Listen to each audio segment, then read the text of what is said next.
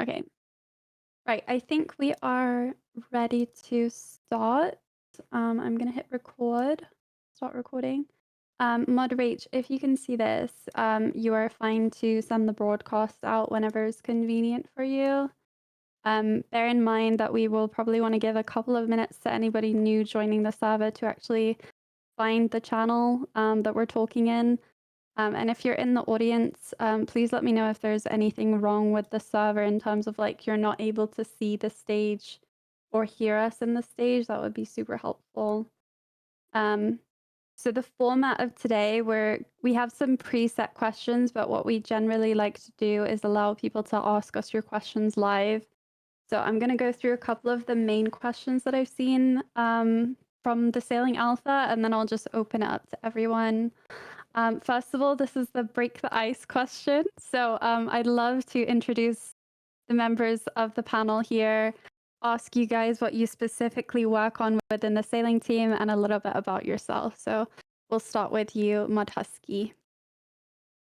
Hey, Mod Husky. I think most of you probably know me.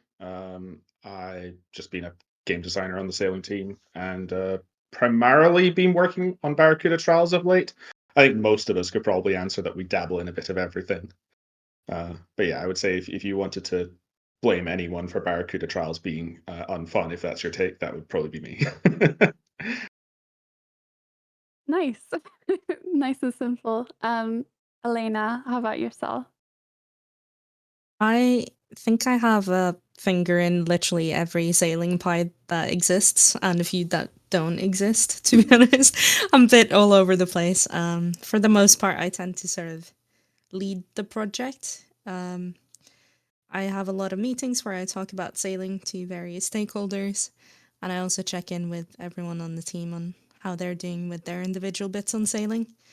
And when I'm not doing either of those, I tend to work on like whatever is needed. Recently, I've been working on the side panel, and because our next focus is sort of on crew, then I've been trying to make that work with the crew system.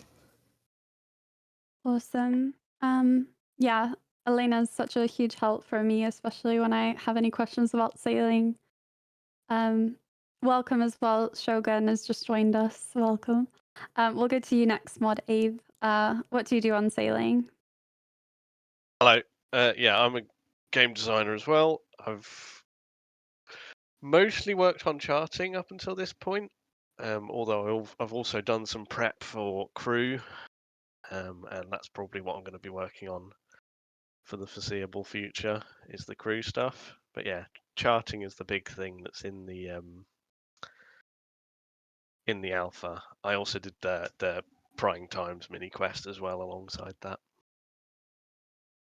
Fantastic. And Mod Curse, did you want to introduce yourself? Can do. Is my mic any better? It's a little bit quiet now. Of course it is. Go to somebody else and I'll come back. Okay, Mod Nin, how about yourself?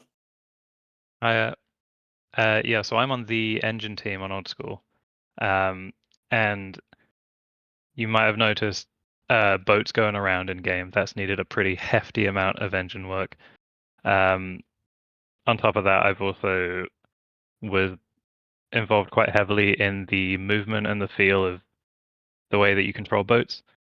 But yeah, anything engine, anything under the hood. That's what I've been working on. Fantastic. I couldn't find my mute button, sorry, or unmute. And Lenny, can you introduce yourself? What do you work on with sailing? Hey, yeah, so I work on the sort of technical design side of sailing.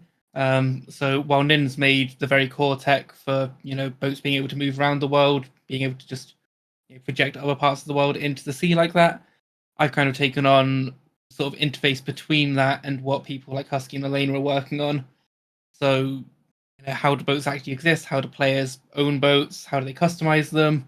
I started looking at things like combat now, kind of just the very core technical systems in between the two layers of the game. Fantastic. And Modcast, are you ready yet with your mic? Is it any better now?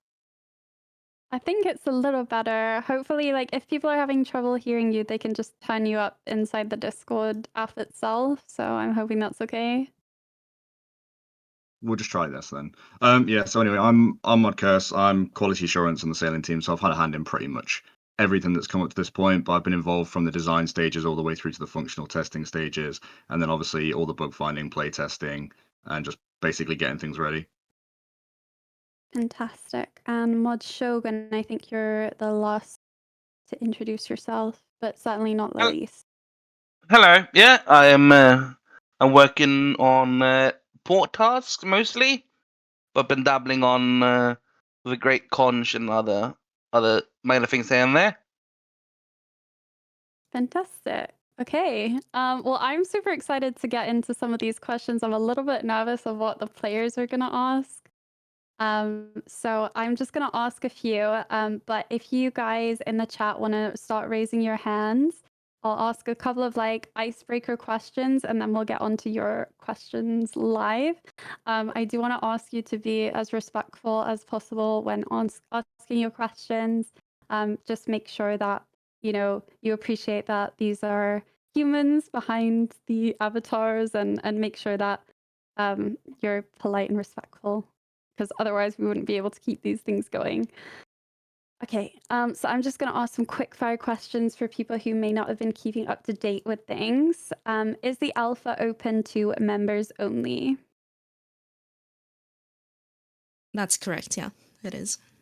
Cool. And I saw a lot of people ask this, but does your progress in the alpha carry over or does it get reset when it comes to just sailing in general? All progress that's made on the sailing alpha is going to be reset. Cool. I guess that makes sense, right? Because obviously it's not fully polished and balanced yet, so you wouldn't want that necessarily carrying over. The next one I have is a more general question. So, is the alpha feature complete? If not, what features do you think players can look forward to trying out in the future? So feature complete is funny because for the alpha, it's complete with everything we wanted to test in the alpha. So technically, yes. Whether it's exactly what's going to be in for launch, the answer is no. We have a few things that we're still wanting to develop, as well as some of the things that you have seen already in the alpha. We're going to just be working further on those. But a couple of big things to highlight that's next on our radar is crewmates and ship combat as well. Awesome. Okay, how are we feeling about just taking questions from the chat? Because I think a bunch of my questions will already be asked from people, and I'm excited to hear what they say. Are we okay with it? Do it. Yeah, send it. Okay, cool. So I'm not going to be able to do it in a specific order. So Twiddle, how about yourself to speak first? Welcome. Hi, Twiddle. Hello. Can you hear me? Yep. What's your Okay. question? Yeah. So I wanted to start by saying that I was a shamanism voter, and I actually voted no in the sailing poll. But I did try the alpha, and I felt really good about all that you guys have done so far. So the thing that I'm personally most looking forward to about sailing will be going around on the ocean and blasting enemies with my cannon, preferably for a bit of Slayer XP. So I have a couple of questions around that, hopefully rapid fire. Will the bounty port tasks reward Slayer XP or just sailing XP? And I'm going to drop these in the chat as well, just so that there's some redundancy. Will there be sailing specific Slayer masters who assign enemies of the sea, perhaps one of the turtle people? And then will enemies be able to board our ship and attack us directly, or will we have some sort of way to prevent them from boarding? Because I know that your ship health and your player health are separate.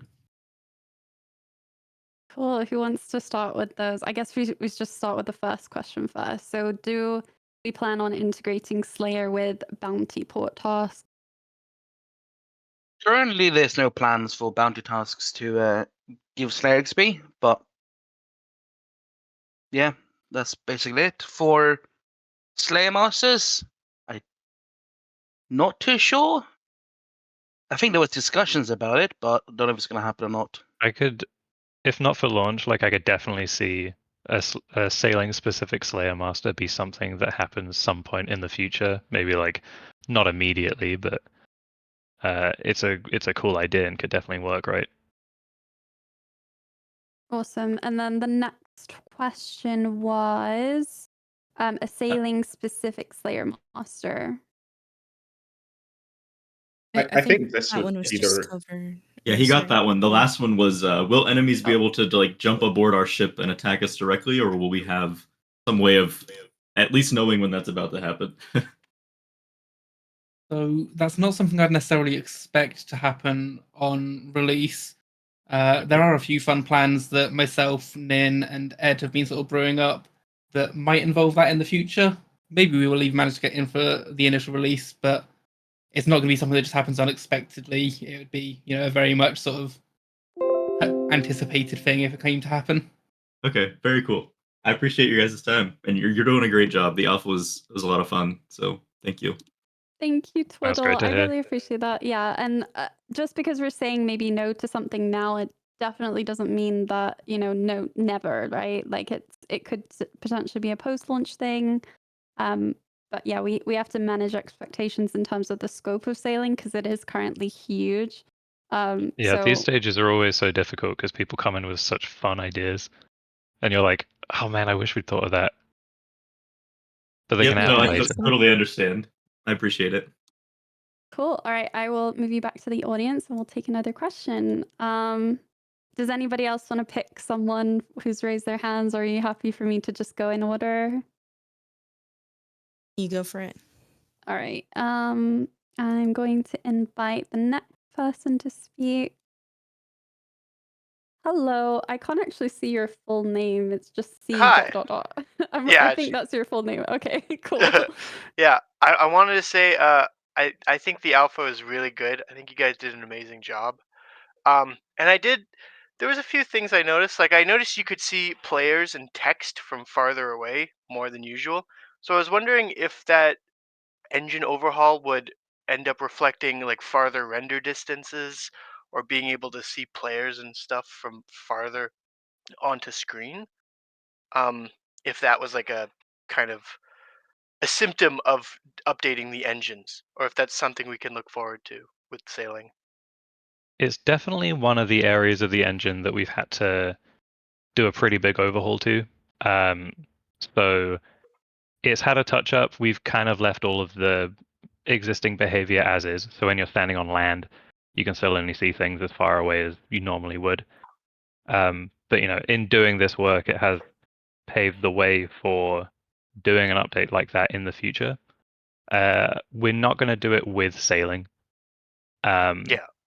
But maybe at some point in the future, if we want to increase the number of players that you can see at one time, or increase the distance that they render away, or even NPCs chat, Or some like we special instance where you could have like a larger scope of vision kind of thing. yeah, I mean, I think that's already kind of the case. There are some instances, I think, in the fight caves you can see NPCs further than normal. Okay. So there are instances like that already. But yeah, the space is there for us to do it. It won't be with sailing, but it could be in the future. Okay, cool. And I'd just like to congratulate you guys again. It's a amazing alpha, and I'm for the skill 100%. Well, thank you so much for your question. Really appreciate it. I'm going to move you to the audience and we'll just quick fire take more questions. Thanks. Thanks. Okay, the next person is Krob. Hello, Hi there. good morning. I played a bit of the alpha, and I want to say excellent job. I definitely, I'll say, yeah, supported it all the way through. But I was really worried with specifically movement. And I actually have a couple questions written down. I hope that's not a problem. It's just two. The first one was specifically regarding, um, like seeing the, um, like charting and what the purpose of it was, because it seemed like a weird, like, you can do it one time but it doesn't really do a lot. I'm just not sure what it. I'm not sure what it was. I thought it was fun, but it was just a one-time thing. Okay. So your question is like, why is it a one-time only activity, or Yeah, what is? is there any chance we could get like a loop on it of some kind? Like I enjoyed like going up to the mermaids and they had like a little puzzle for you to figure out, and then they would let you chart that area. Okay. Muddy, what are your thoughts? Like, firstly, what was the appeal in terms of like making this a one-time activity? In terms of your design aspirations. Yeah, I mean, I think in my head it was always intended to be a one-time thing. It was supposed to bring a bit of feeling of exploration, and that sort of exploration, right? You only it only sort of makes sense in my head to do it once, um, which is why it started off as a one-time thing. There's been a few conversations about whether there'd be a way to extend it out to have multiple goes of the same thing, and there's probably a way to do that if people wanted it. I certainly wouldn't be committing to that for release, but yeah, there's probably something we can do, making it like a sort of clue scroll-esque system or something like that. But inevitably, you'd end up having to write extra puzzles and extra places to chart and things like that for that to make sense. So Hmm. certainly not something I'm going to commit to. Yeah. I think worth I, mentioning here as well is the fact that we very intentionally removed a bunch of charting locations as well for the alpha because we didn't want to reveal all of the locations just yet. So it's very safe to say that for launch, there's going to be a lot more locations than what you've seen so far. Yeah. Yeah, even within the Kandarin Gulf, there's quite a lot more to show. And I think I've done all the way round to sort of the Elflands and maybe a bit beyond in the streams we're working on internally. So you can expect a lot more variety. Yeah, when it launches. Good point, Elena. Thank you. In Yeah, general as well, though, like I have just seen like feedback that we're probably going to review as far as the how often it's as like the rewards from it. I think a lot of people have been like compared to say like Windcatcher in the alpha, like the XP feels low. So do we give more like one-time rewards or bigger XP or something? I think that there's a conversation to be had there that we don't necessarily have answers to. Yeah, Mod Nin actually showed me some feedback that I was very interested in, of sort of adding in some like little sort of rapid shortcuts and things for completing one of the smaller areas, and there's probably some sort of like cheap things we can do there to increase your sort of reasons to go around and chart the areas if you're not massively interested in XP. But yeah. I also I see this as an activity that appeals to people who like completionism and just ticking things off. So adding like a layer of repeatability, while I think would be really, really cool, I'm not sure if that necessarily also goes with the idea of completionism and might make people feel forced to continue doing it. What are your thoughts, Krob? Did that sort of answer your question? It did. I just found myself feeling just not really fulfilled with it. Like I kind of just wanted like a little bit more, whether that's like a little bit of lore or like maybe like I have a little note jotted down of like maybe like a current that pops up if you chart the whole area that would make getting around a little faster or something of that sort. There That are was the only. definitely There are definitely rewards that are still to be implemented from charting. I don't know if Abe, you want to touch on that a little bit, because maybe the fact that the rewards were not presented to you in the alpha, that may have given you a more negative feeling when you did it. But as far as I'm aware, we're still going to be planning on providing you with like rewards outside of XP when you chart areas.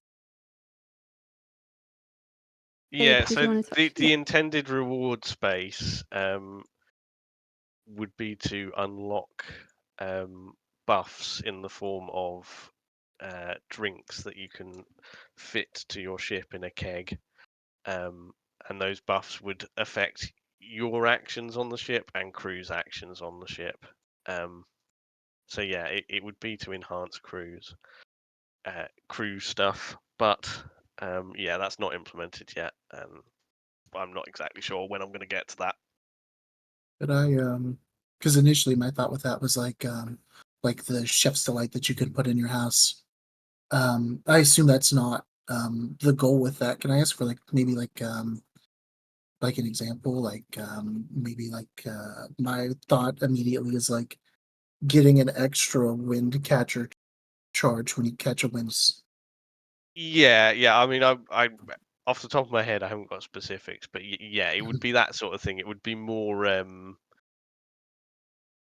yeah, effects that are happening whilst you're interacting with facilities on your ship or whilst crew are doing that. So, maybe whilst your crew's salvaging, they have a chance to get slightly better type of salvage or something like that, right? More than just I've bumped up a few sailing levels or combat levels because I've drank this drink.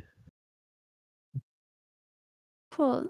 So yeah, I hope that answers the questions you have. I mean, it may not completely address the concerns, but I appreciate you raising them so that we can get feedback on the alpha and talk about it as a team. It was fantastic. Thank you guys. I appreciate all of your time. Thank you so much. Okay, let's take another question. I will move you to the audience. I'm trying to just go in order, so let me know if we need to pause at any point, fellow JMod panel. Okay. Did I invite someone to speak? I thought that I did, but I may have misclicked. Hello. Right, I can only see your name as B dot dot dot. I'm not sure if that's your name. Oh wait, I've got That's two. fine. Okay. Hi there. Hi. Yeah, I played a little bit of the alpha. As everyone else said, it was fun. I'm gonna ask you two kind of annoying questions, so sorry in advance. Sure. Number one, what are the current plans with like how Ironmen are gonna be implemented? How they can use other people's ships? In general, it was clear from the players in refinement that they didn't like the idea that Iron Men couldn't join anyone's boats or have other people join theirs. So that's the easy fix, right? Is do that, but there's obviously a desire for a middle ground gray area. The solution we've generally sort of been looking at is that, well, first of all, port tasks are solo anyway, right? So it's not like you can help an Iron Man for that. You can't do Barracuda trials with a friend, so Iron Man wouldn't really get help there. Sea charting, generally, it's probably okay if an Iron Man joins someone's boat to chart something, as long as they had the level to chart it, right? A lot of those have quite high level sort of requirements. And then the big one is just in general that especially for salvaging, and we have to consider how we roll this out to other facilities. We generally have the requirement of the Ironman having built it on their boat. I know there was some issues around those checks for the alpha, so either they didn't make it in or we tweaked it so it wasn't really visible. But the general philosophy would be an Ironman couldn't go use a dragon salvaging hook on their friend's boat unless they built it on their own boat. For that just kind of makes a lot of sense to us. We have considered whether we want to tie it to have you built that specific facility or just have the level to use it. But I think for especially even lower level irons, like a maxed iron might turn around and go, "Oh, it's really annoying. I needed to get the 20 steel bars to smith my or to construct my salvaging hook." But for a low level player, those 20 steel bars could be very relevant, right? And I'm sure that would sort of go on as we go forth, especially as you start adding facilities that potentially have a very specific drop from a creature or from a quest reward or something. Those are things that very much would feel out of bounds for, it wouldn't make sense for an Iron Man to just circumvent that requirement that another player had to go through to gain access to the facility. So that's generally where we stand on it. as far as like actually, facilities so goes. it's really reaffirming that you guys have thought about this so thoroughly, and I definitely thank you for the kind of the depth of that answer. And as an Iron player, don't flame me for that. Like that all sounds perfect, and my concern was just like I want to ride the boat with my brother and my friends. Although actually now I have a follow-up question to something that you said. Because from my understanding, the number of facilities you can have on a boat can be limited, right? So like in the beta, I could choose one type of facility to build. Do you have any idea, like for example, let's say that the dragon claw versus the dragon cannon, right? I can only fit one of them on my boat. Would I still be able to sail on my friend's boat or use my friend's thing if I have to pick between them? If that's making sense. Like let's say I have to pick between the dragon claw and the dragon cannon. My friend picks the other one on his boat, and now I'm locked out of using that.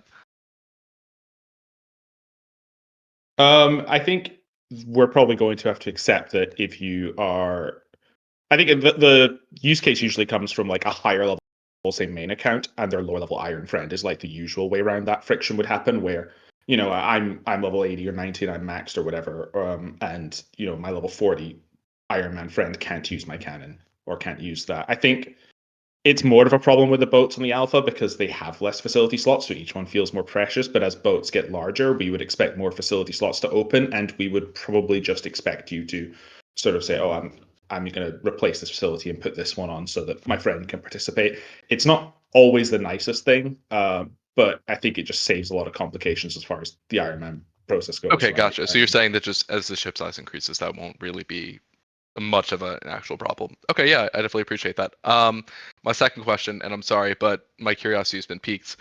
I constantly am getting the sewage from Twitter on my feed, and everyone, scrap sailing, don't do it, repole it. Out of curiosity, kind of what volume of feedback like that are you seeing where people want it repoled?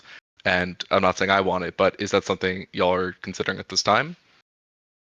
I can jump in for that question considering it's about feedback. So my role within the team is community management. I read this feedback when it comes to publishing our blogs and I definitely see it. I have tools that help me analyze how like loud that is, how prevalent it is. I've seen it throughout the entire history of polling this skill, like right from when we proposed sailing, we knew that there were lots of people who had concerns. And part of why surveys are so important and why we direct people to filling out surveys is because we want to make sure that we have the feedback from all members of the community, right? Like not just those on X or Twitter, not just those on Reddit, but from those who have played it and like want to give us their feedback. So yeah, I've seen this happen for a long time. It's very difficult to give an answer that covers absolutely everything.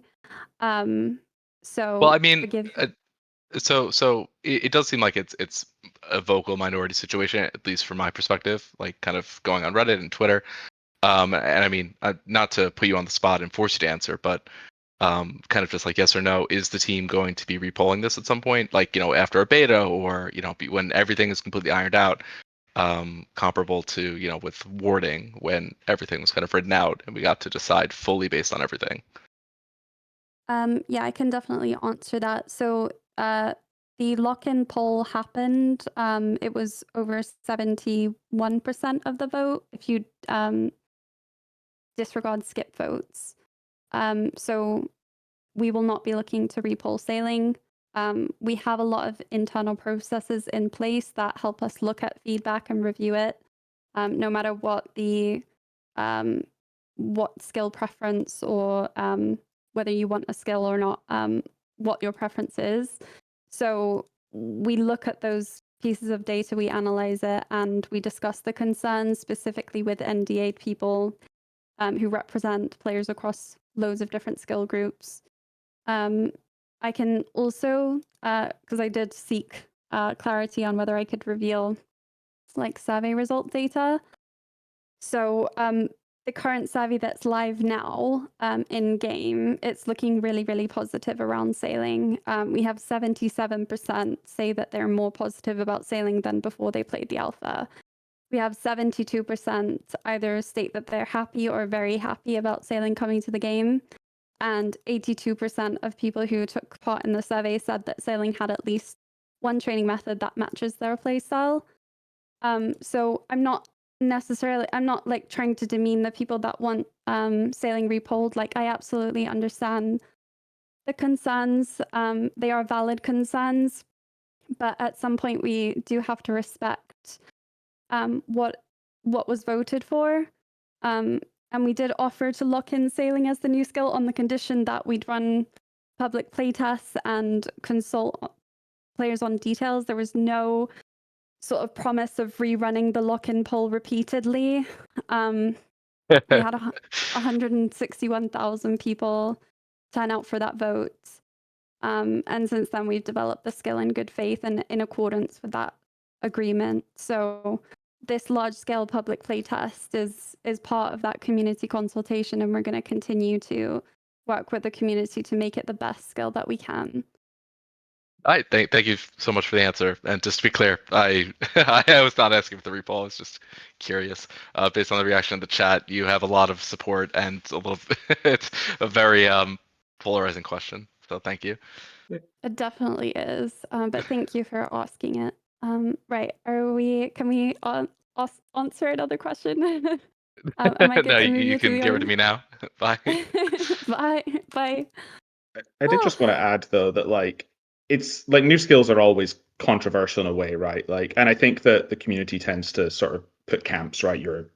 Yes voters piling on no voters and vice versa and stuff. And the difficult thing is that like there's a lot of valid reasons to not want sailing in the game. You could just not like piracy and sailing vibes. You could just not be for a new skill either, and those are just perfectly fine reasons, right?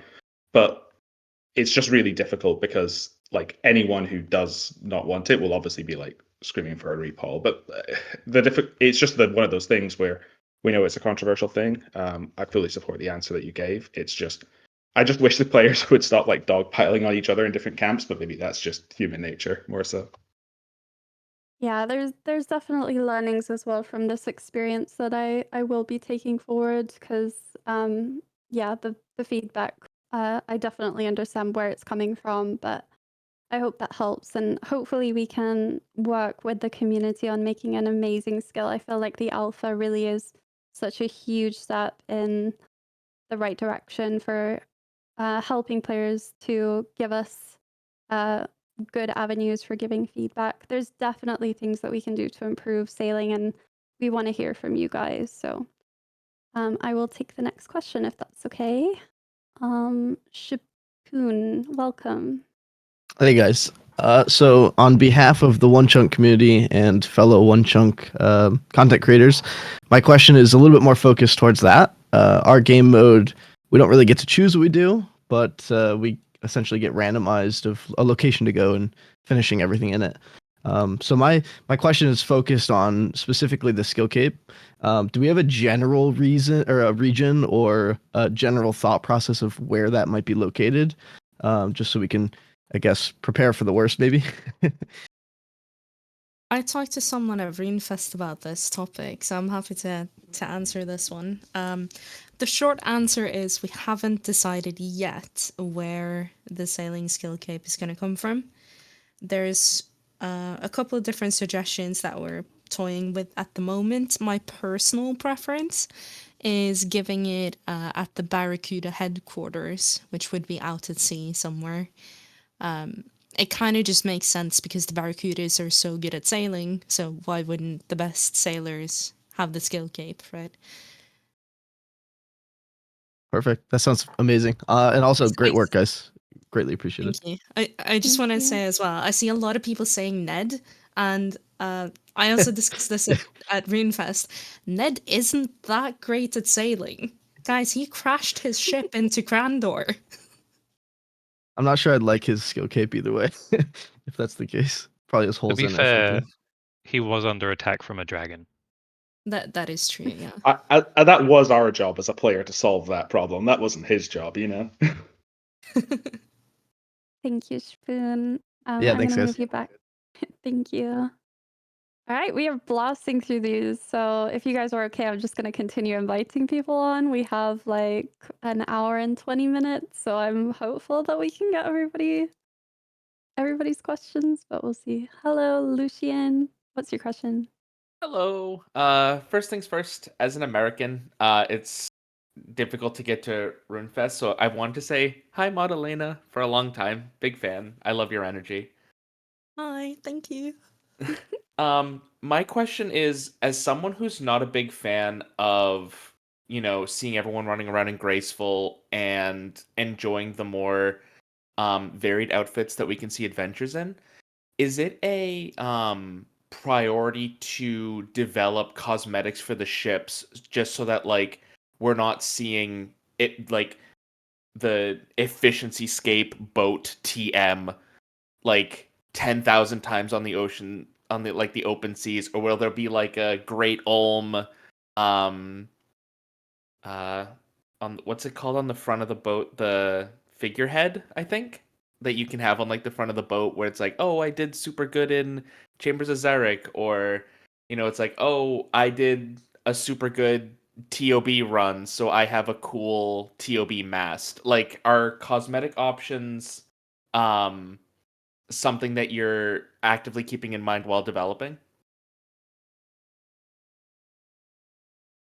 Yeah, Who wants to so take that? I can speak to this a little bit.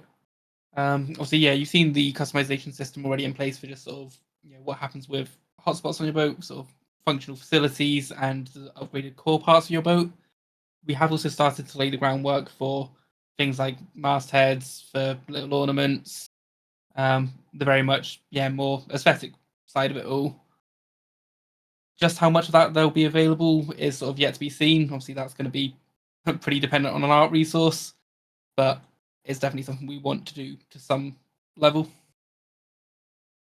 Someone in the chat said twisted boat, and I love you. That's so funny.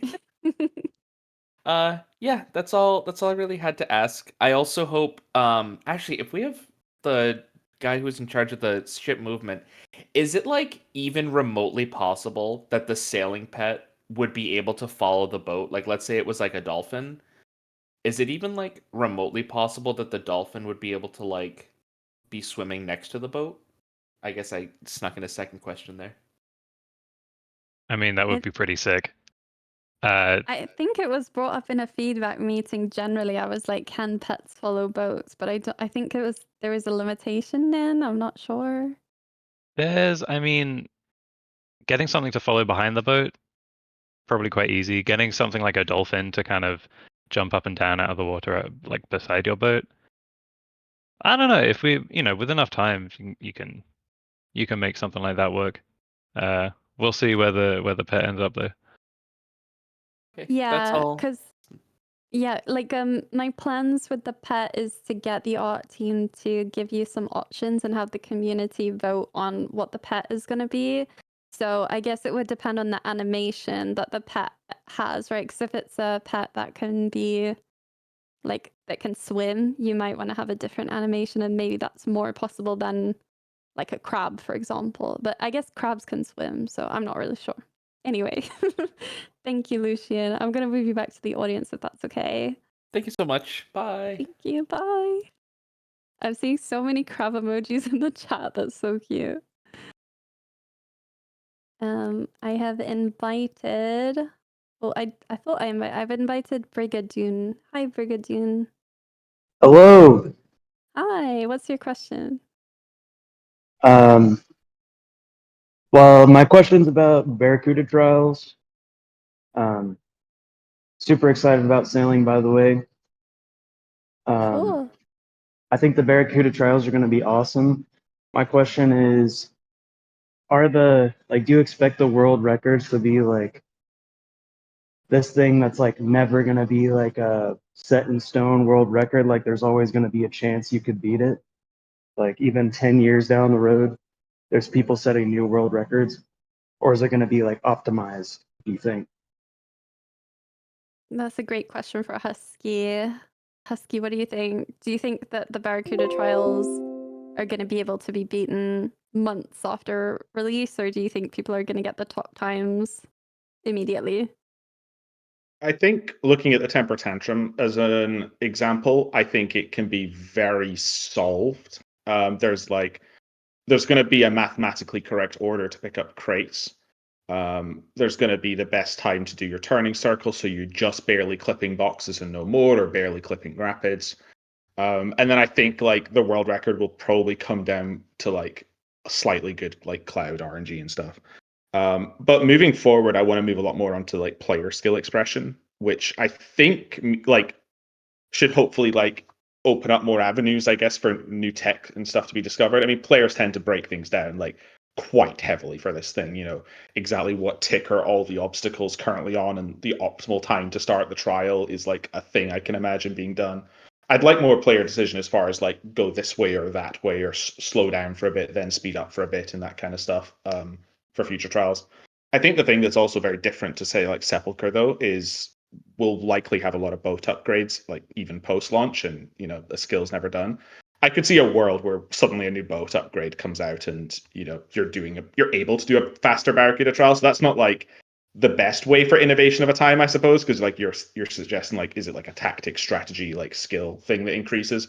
But I think just in general, the boat increasing is something that is probably okay for the trials, and that's something we've discussed a lot as well, where we're probably okay with players over leveling trials. Like if you come back with a level 80 boat, you're probably going to get a faster time than someone who's got a level 30 boat, because they're all open world as part of the thing, and that feels like very MMO-y in a good way. But that does mean that at that level, there's hopefully a trial that is very relevant for your challenge. So, yeah, that's kind of the idea we're going with. I think it kind of answers your question, but it's very hard to answer specifics, because I think like as I mentioned, this first one is very mathematically solved, and the future trials are like still floating around in my brain space and a few like Confluence documents, and probably hard to give a very direct answer. And I had one more question. Like, do you see there being like a port task that's like, hey, go do this Barracuda trial or like something like that? Or is that just crossing over in a way that's not really intended? Yeah, there won't be any port tasks to do Barracuda trials. There will be, for now at least, bounties and courier tasks only. Should we add them to like Watson though? I mean, Yes. totally. I'd be down for all of that. Brig, Um, what did you do the Barracuda trials? What was your fastest time? I'm putting you on I the spot. haven't had time to jump on the alpha yet, but I've seen everything that you guys have put out and like several content creators and Oh, stuff. I'm sick. very, very excited about it. Oh, thank you. Okay, well, if you do, jump in and let me know, because I saw it in the GZ channel, somebody posted they got Marlin rank, so I'm very keen to see how people get on. And thank you so much for your question. Thanks, guys. Cool. Let's take another question. We have so many hands, so I'm just gonna try and get through them. I'm inviting. Hi, Ryan. What's your question? Hello. Hi. Hi. So, I kind of have two questions, but I'll ask the first one, and then I'll ask the second. Sure. So on the topic of EXP, will there be a method for training where you can spend resources or money for improved EXP rates? Like an example would be like chinning or barraging. And the second question would be, is there any late game plans for the raft, or at least that boat size, or is it solely for early game or getting your gravestone? Okay, my memory is terrible. So the first question, remind me, was are there any training methods that you can spend money to get faster XP? Yeah, like something like chinning or barraging. What do we think? Do we think any of the existing training methods would benefit from spending money on them? I At the think moment, like I can't really see that happening, but I do think that money will help you a lot when it comes to shipbuilding. Like at the moment, you're going to need quite a lot of resources, and most of those are going to be tradable. There'll be a few exceptions, but yeah, money is definitely going to help you there. Sorry, go on, Husky. I was gonna say that like cannons might be the closest thing, right? Like, I don't know, like if we have like dragon cannonballs and they're like, killing creatures faster and they're like 50k a pop, is that viable? But it's also, we've already said that we probably don't want combat to be the best method of training, but theoretically that is something where like, you're buying that. Obviously, I've thrown placeholder numbers that they might not be 50k, but you know what I mean. Okay, so we've identified that money will help you when it comes to building your ship. And then your second question was what again? Sorry, Ryan, I have such a bad memory. Oh, that's fine. So the second question was that will the raft or that size of ship be relevant late game, or is it solely an early game boat or something that you would use to like get your gravestone? We're allowing customization for a raft up to the strongest materials, and I think the challenge with a raft is always going to be it's likely never going to have more than one facility slot. Right now, the early game raft is for anyone who's done a trial with it knows that it's kind of got a lower top speed than the normal boat, so it is worse right now. But that doesn't mean they couldn't have parity at the top speeds, right? At the top quality, we just mostly want that early game progression to force people to upgrade their boat early, and to play with that system, especially for the alpha. I'm all for the whole fantasy of like I've got the Giga raft, but it is like hard to ignore that it does have very clear limitations. I don't know. Maybe a later trial I'll make like raft exclusive or like raft are very beneficial to having like a good raft because like you need to be really small to fit through things. I think there are a lot of players who like some people found it annoying, but I think some people really appreciated the whole like charting of the thing near Shanty Pass that requires the raft to get past the stepping stone. I think those are like the cool things that are like, oh wow, I needed an even smaller boat to get past. And I think that's like a really cool like niche thing we can play around with. Yeah, I really like that as well. I'm reasonably certain there are a couple of little bits later on where a raft is beneficial for charting as well. But yeah, it's few and far between at the moment. Lovely. Perfect world. I'd love to play around with sort of like gaps in in the ocean at the moment. We've mapped down a bunch of like rocks and seaweed and stuff like that. I'd love for us to get into a position where if you're going to a very specific port or something like that, there's like a shortcut through like a little gap maybe that you could only use with the raft. Like that's kind of cool.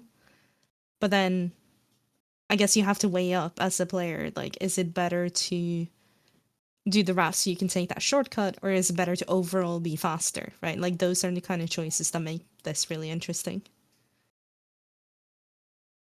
Awesome discussion here. Does that answer your questions, Ryan? Yes, and I'm very excited for the potential raft-only Barracuda trial. That sounds awesome. You're gonna make your raft locked Iron Man. I don't know about an Iron Man, but maybe raft lock sailing. Oh, I love that. Thank you so much. Okay. Thank you. Okay, right. Oh my gosh, we're getting more people raising their hands. That's awesome. Nils Bus, I'm inviting you to the stage. Hello. Yes, hello. First of all, I want to thank you all because I had one big worry about sailing, and that's that the skill would get rushed and like put out half-assed, and clearly that is not the case, and I just love it. Thank you. What's your question? Yeah, all right. First, I have a suggestion, half question, half suggestion, about the charting. Could we maybe get some type of increase or like a better map after we have charted an area, specifically on the oceans? Like it shows the specific shortcuts better, or it shows like what kind of sharks, if there are sharks like that, are more common in the area, stuff like that. Awesome. So just to, sorry, could I get you to repeat the question because I was distracted by something that happened in the chat. So you wanted shortcuts. No worries. If when we chart something, instead of it just being a straight XP boost, that we get some kind of added change to our world map on specifically on the water areas. Like if we chart an area that has shortcuts, then that shortcut shows up on our map. Oh, okay.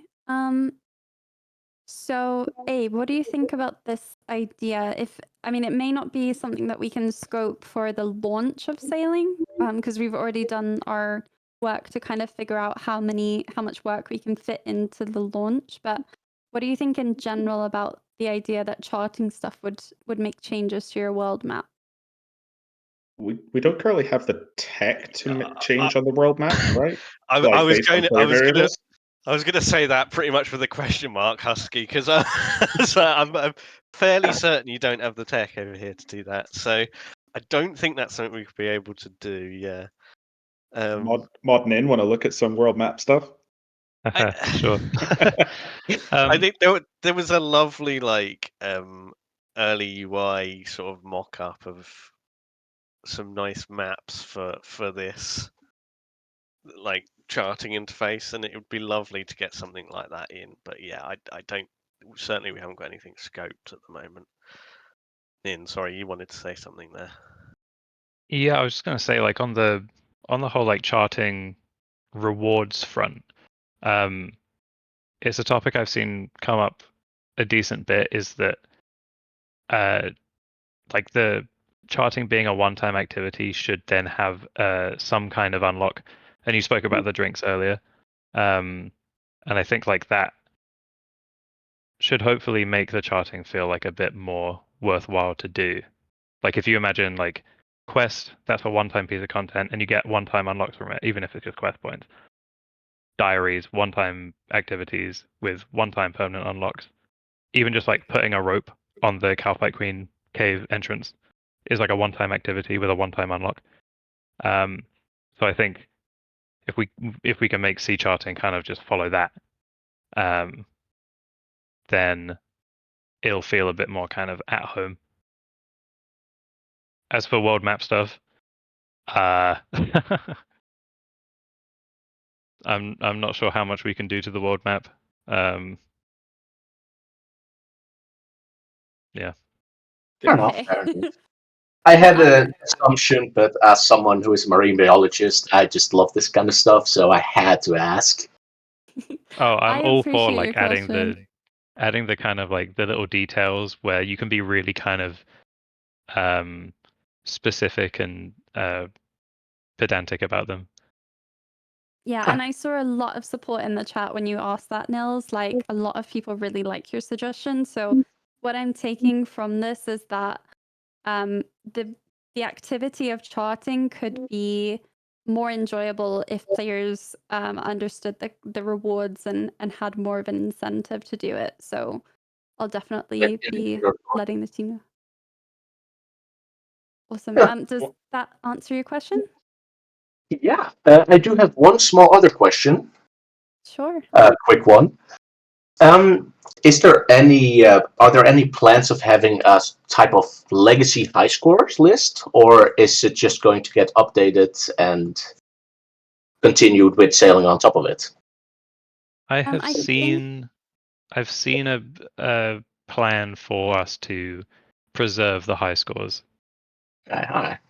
I thought what we Yeah, with the caveat there, very quickly. We can't guarantee we'll save the entire high scores. What we have asked for so far is sort of like a Hall of Fame section on the high scores for the top X players. I imagine like the top 100 players or so.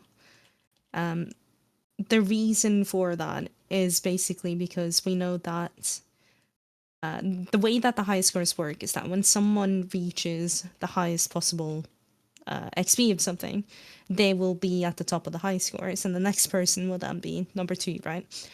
There was a big desire from the front page community, the people who had 200 mil all, to preserve that sort of order that they have at the moment. And we think a Hall of Fame would be a good way to sort of keep that, whilst still, shaking things up a little bit by introducing a new skill, right? So like the new high scores, they won't try to like put people back into the order that they were in or anything. It would just be the first person on to reach 200 mil will be the first one. Yeah, that was my understanding as well. Thank you, Alina. Yeah, I'll Okay, be Nils. maxing my effort for this week, so I was like, I'm going to be top 350. So I thought it would be nice to remain there, but hey, Oh my gosh, that's awesome. I didn't know I was such a gamer. I prefer the term nerd. Well, thank you for Everyone's your welcome. By question. the way, it's this Saturday. Woo! Yeah, lots of support in the chat. I'm going to move you to the audience just because we Yes. have an hour left. Thank you so much for your Yeah. question. And everyone. Thank you. I want to put something Um, to chat quickly, if that's okay. Because like yeah. we don't know if we want to do this, and it's just like an idea I saw floating around. But like, how would people feel like? Because I think I'm unsure if people are unsure about charting because it feels like a big checklist, and we'll never get away from that because wiki and clients would document it regardless. But would chat like feel better about the thematic if it was just like a bunch of question marks, like, and you had to figure out where the thing was at least for like initial launch, or is that just like a really random like idea that's like not very good or confusing? Like I just like random pitch that to chat because I don't know if it's just like a finger in the air sort of gauge. So you don't want the activities on the captain's log, you mean, Husky, or? Yeah, like until you figure it out, until you discover it, then it's like okay, it said like basically like question mark, question mark, question mark, and then once you chart it, it tells you like chart the strange rock or whatever. I don't know. That is And the very question marks interesting. are on the world map. Oh, the question marks are on the world map. It becomes a log of what you have charted rather than what you should chart. Yeah. Ah, that is It would really still be the same interesting. list for everyone, and I'm sure some people will still go like guide fastest charting stuff once people will do that and wiki and stuff, but like we'll never stop that. But I don't know if it's like would be like more fun for people just sort of initially on launch to go, ooh, what's that? Wait, I can click that. Oh, that filled this thing out in the chart. That you know. That's super interesting. I'm seeing a lot of people say that they like it. There's some people that are worried that it will make following a guide or a wiki a lot more important, though. But It yeah. it will. There's trade-offs, right? That's why I'm like we're not sure, and there's pros and cons to it, right? Cool. Are we ready for another chat question? I don't know if we're going to be able to get through everybody. We have about an hour left of the modcast, so I'm currently going in order of when people put their hands up. Yeah, I hope that's okay. I invited Not Mediocre to speak. Hi there. We can't hear you if you're speaking. Hello? Hi, yeah, There we we can go. hear you now. Hey, I just had a quick question in regards to the alpha. So I noticed that when you're doing port tasks, I imagine once you get to higher levels, you might have to carry even more crates, maybe say 4 or 5, etc. Is there like an improvement that we can have to make it less clunky as you go on to those higher tasks? Yeah, absolutely. It's something that we've like talked about a lot internally as far as like we actually kind of want people to do a lot more crates, like which obviously would be tedious, but it feels like a good space for like create like here's a kind of weird problem, clunky problem. It sort of fits early game sailing to have these like slow interactions. You're doing a lot yourself, but as you get further on, we'd like to alleviate those. I know you're going to talk, Shogun. If you had more to say on that. No, I get like it kind of fits the whole theme, and you're getting to that role play type of thing. That in terms of like XP rates or just overall gameplay, I was just wondering, but the crew members also maybe participate in some things like that. I could see the crew doing that, yeah. We've also had the idea of like a loading crane could potentially just load things directly onto your ship. So sort of automating that a bit for you. We also like Sorry, go on. we also laughed at like in a good way, and also like quite enjoyed the idea of like what if your strength level that you stack up like 2-3 crates. We saw that suggestion from players that was like kind of fun, like I'm really strong so I can carry like this massive stack, like when you Are come you back from the actually wanting to shopping. do that? I think it's a cool idea. I don't know if like we can technically do it, and Art are probably killing me because they need to make more animations. But I think that's a really cool idea. It's like the when you're trying to take all the shopping from the boot of your car in at the same time. Like you like fully just embrace that. But I don't know. I think we'd still want you to eventually need like a loading crane or something later on, but the idea that you could be like if your player was stronger, do more is like it's a cool idea to potentially play around with. Is all I'll probably say. You know the stacking barrel animation from the Warriors Guild. Maybe we could grab that one. Yeah, I had the idea of just like pushing around a wheelbarrow, like that guy you see in Varrock trying to get through the fence. I wanted to make crew do this, Elena, and I was thinking about that stacking barrel thing earlier. I was literally thinking about it earlier. It's so good, isn't it? Not mediocre. Did that sort of answer your question? Yeah, I was just looking to see if there was like things to make the skill less clunky going forwards, and sounds like you guys have an idea for that. So, all good. Thank you. Thank you so much. Okay, let's take another question. Welcome, Nick. Thanks. Hey Hello. guys. Hey, what's Hey, your so question? super excited about sailing, by the way. Just want to put that out there. But yeah, so this is going to be more geared towards Barracuda trials and I guess Mod Husky. But I was thinking, what's the difficulty going to be like for Marlin rank in future Barracuda trials? Like, is what we were looking at in the alpha going to be kind of in line with that? Or is it going to scale up and get way more difficult? About as good as I can do, plus 5 seconds. No, I'm joking. Uh, arguably, that's quite funny because that is kind of how I balanced this one. But I had more time. I had quite a lot of time to practice this one, and yeah, my PB was like 455 ish, and 5 just felt right. I think like difficulty is really strange and abstract, right? Like relative difficulty, what things are good at, because like people might be really struggling with Marlin in this trial, but also they've cumulative, like players whatever it's cumulative, whatever that word is, I've got like, you know, like less than a week of actual time on a boat, whereas I've probably got a bit more time, but then you've still got people who are like batshit crazy and are like actually like god at this already. So it's like it's really difficult, right? Because a player who gets to level 80 sailing, for example, if that's theoretically where the highest Barracuda trial is going to be a better sailor than someone who starts at the temper tantrum. So if you had the same mechanics, it would be easier, obviously, right? So it's kind of hard to gauge. I would just say that like I've already had feedback from like really good players that this Barracuda trial is like fine as an early training method, but probably isn't going to hold up as far as like 10 hours of doing it, 15 hours of doing it, as far as like a ton of repeated replayability, because it's like as I kind of alluded to earlier, it's kind of solvable. It's kind of just once you get the idea of like predicting your boat turn arcs and you get past the gimmicks of like, okay, I've turned too early a few times for this crate, so I need to get it in my head that like I can't turn too early, right?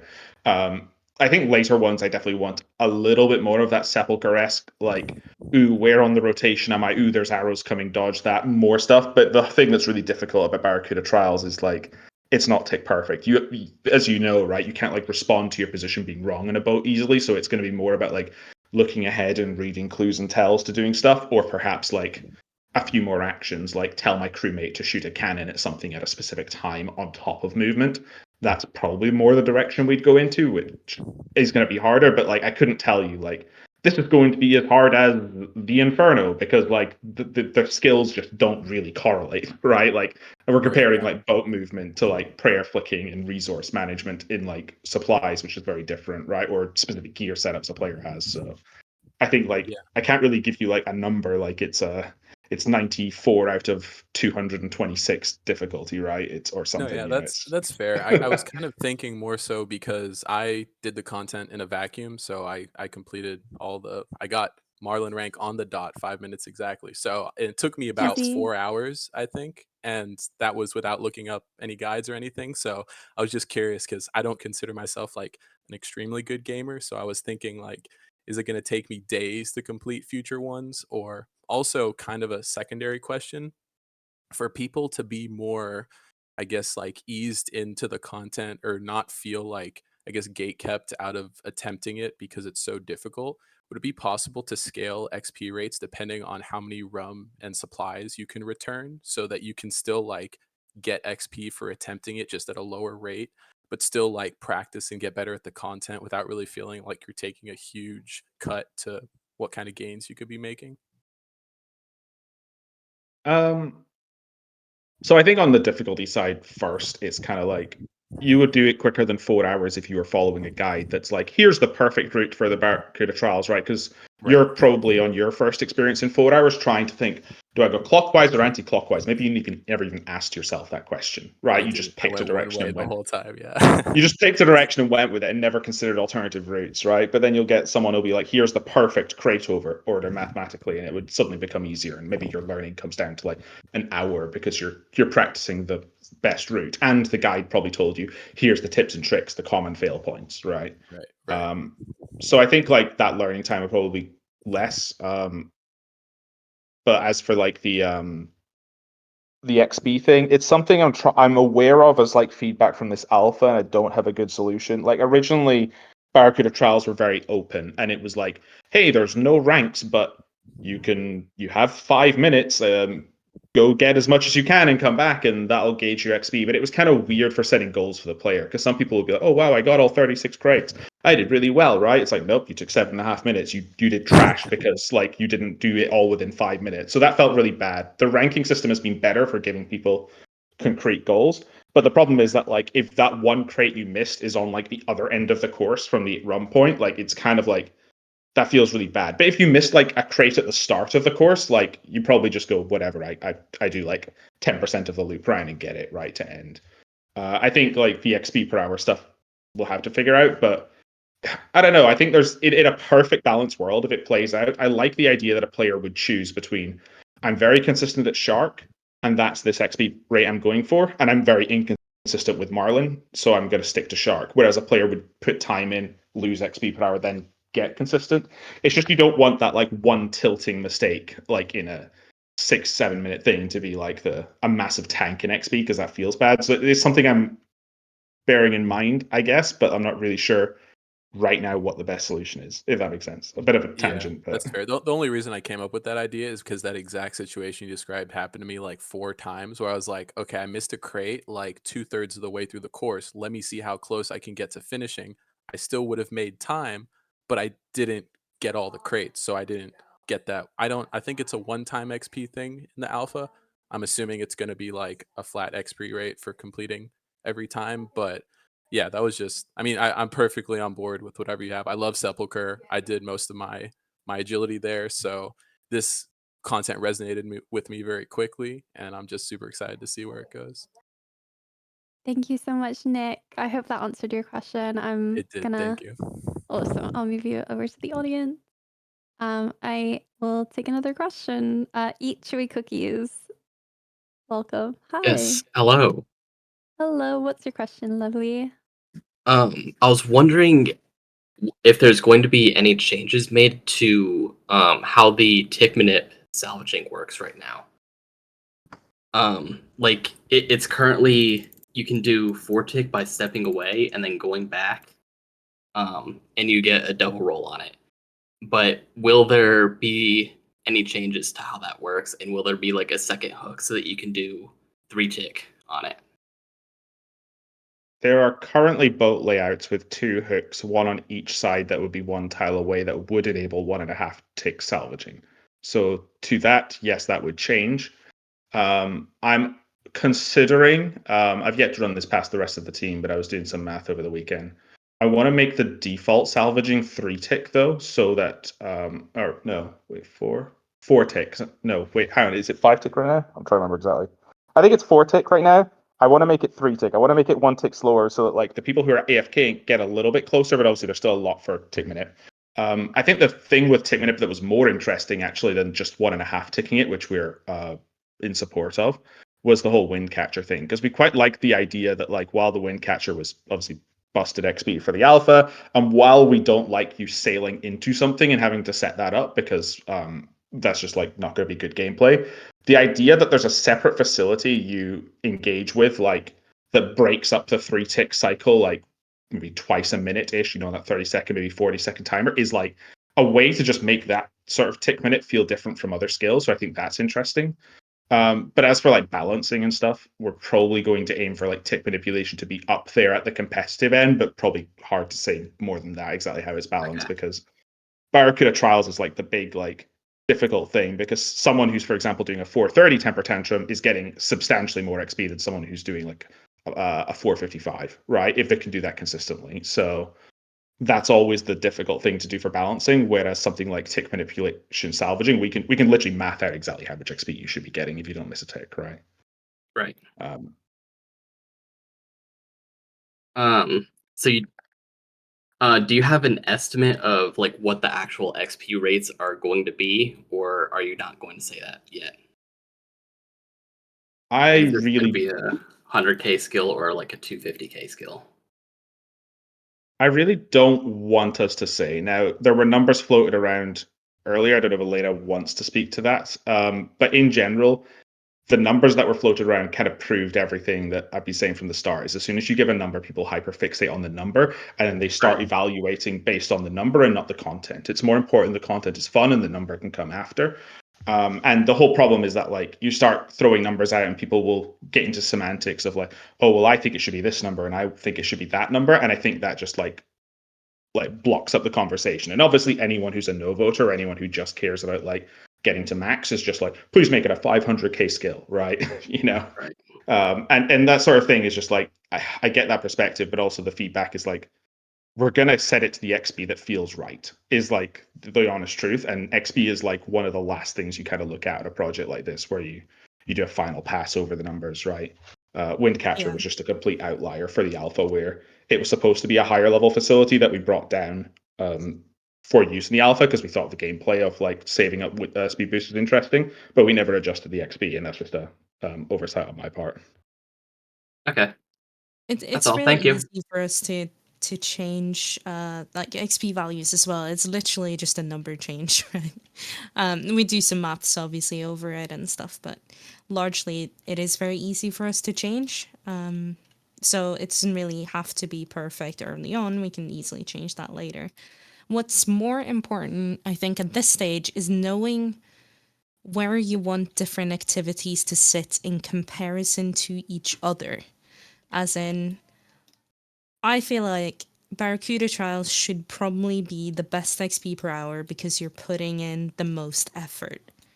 I do want port tasks to be quite high XP and be a viable sort of like, you know, a decent alternative for the people who aren't really that into Barracuda Trials, but Barracuda Trials should still be higher, right? So we can say that kind of stuff now, and we can aim for that without, you know, having concrete numbers in mind.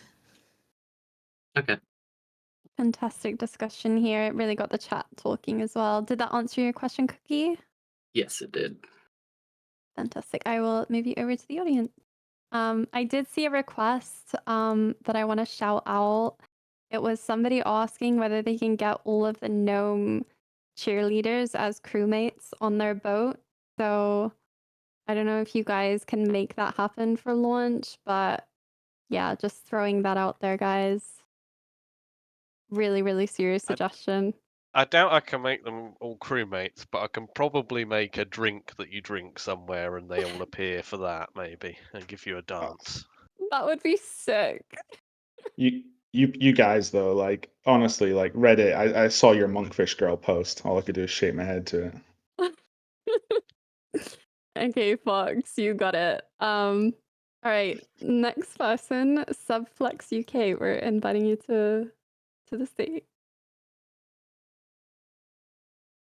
Hi there. Hi. Hi. Do you have a question for us?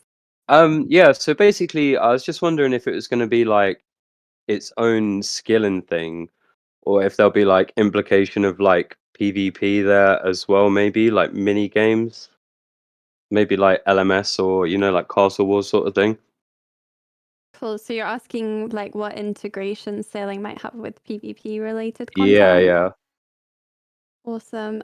So I don't believe we've got PvP related content for launch. Like we're currently in the stage of like prioritizing what we need to for the full launch of sailing, but I'm pretty sure that we were aware that PvP was a very highly suggested piece of content to integrate with sailing. Like throughout refinement, we've had this. Yeah, it could be fun for sure. Yeah. So Elena or Husky, do you have any thoughts on like if this was to be something post-launch? Like, are you designing the skill in a way that would make that really friendly as a post-launch update? What kind of considerations would you want to take into account? There's definitely considerations for it. We're not doing anything PvP related for launch, just because first and foremost, it is a skill, so we need to really nail that before focusing Yeah, on yeah. like, trying to go too broad. But I think there's something so appealing about that whole pirate fantasy, right? Like, I want to pillage other people's ships. Like, that sounds really cool. Yeah, Um, because that's what I was thinking. Like, it could potentially be like a good way to make good money as well. You know, like, yeah. Yeah, definitely. So it's definitely on our minds, but not something we're committing to at the moment. But there are considerations going into it. I know that Mod Lenny was literally talking to me about it today, how he's working on ship combat and trying to like, you know, not ruin something for when we eventually down the line might want PvP ship combat. Okay, that's cool. Cool. Does that kind of answer your question?